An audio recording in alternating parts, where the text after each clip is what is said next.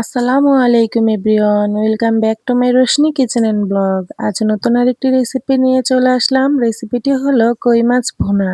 আর এই কই মাছ ভুনাটি গরম ভাতের সাথে খুবই সুস্বাদু। চলুন শুরু করা যাক। আমি প্রথমে 6 পিস কই মাছ নিয়েছি। কই মাছটাকে কেটে ধুয়ে পরিষ্কার করে নিয়েছি। এখন ভেজে নিব, এর জন্য দিয়ে দিচ্ছি লবণ, হলুদের গুঁড়ো আর মরিচের গুঁড়ো। এখন খুব ভালোভাবে হাত দিয়ে মাখিয়ে নিব।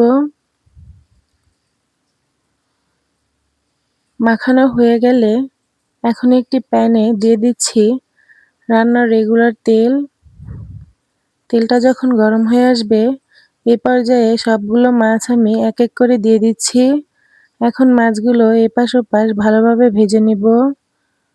এক পাশ হয়ে আসার পর উল্টিয়ে নিচ্ছি, অন্য পাশও আমি একইভাবে ভেজে নিব। ভাজা হয়ে গেলে এখন একটি বাটিতে উঠিয়ে নিচ্ছি। এই তো মাছগুলো ভাজা হয়ে গেছে। এখন সেই প্যানেই দিয়ে দিচ্ছি আর কিছুটা তেল। তেলটা একটু গরম হয়ে আসলে দিয়ে দিচ্ছি পেঁয়াজ কুচি, কয়েকটা কাঁচামরিচ ফালি করে। যেহেতু মাছটা আমি ভুনা করব, এর জন্য পেঁয়াজটা আমি বাড়িয়ে দিয়েছি। এখন পেঁয়াজটাকে ব্রাউন করে ভেজে নিয়ে দিয়ে দিচ্ছি সামান্য পরিমাণ পানি। আর দিয়ে দিচ্ছি 1 টেবিল চামচ আদা রসুন জিরা বাটা। এখন এই মশলাটা পেঁয়াজের সাথে নেড়ে মিশিয়ে নিচ্ছি। মেশানো হয়ে গেলে এখন চুলার আঁচটা মিডিয়াম আঁচে রেখে দিয়ে দিচ্ছি স্বাদমতো লবণ, হলুদের গুঁড়ো 1/2 টেবিল চামচ, মরিচের গুঁড়ো 1 টেবিল চামচ, ধনিয়া গুঁড়ো 1/2 টেবিল চামচ আর জিরে গুঁড়ো 1/2 টেবিল চামচ। এখন আমি সবগুলো মশলা নেড়েচেড়ে মিশিয়ে নিয়ে পানিটাকে টানিয়ে একদম তেল ওঠা পর্যন্ত ভালোভাবে পেঁয়াজটাকে কষিয়ে নিব।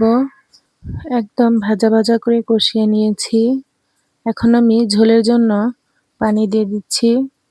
এখানে আমি 1 কাপ পরিমাণ পানি দিয়ে দিলাম। পানিটা যখন বলক চলে আসবে, এ পর্যায়ে দিয়ে দিচ্ছি ভেজে রাখা মাছগুলো। সবগুলো মাছ দিয়ে একটু ড্যাপ করে দিচ্ছি। এতে করে মশলাটা খুব সুন্দরভাবে মাছের মধ্যে ঢুকে যাবে। এখন আমি ঢাকনা দিয়ে ঢেকে ঝোলটাকে একদম টানিয়ে নিব। এই তো আমার ঝোলটা টানিয়ে এসেছে আর আমার রান্নাটাও হয়ে গেছে। আমি এইভাবে ভুনাটা করে নিয়েছি। যদি আমার রেসিপিটি ভালো লেগে থাকে, বাসায় একবার এভাবে রান্না করে দেখতে পারেন।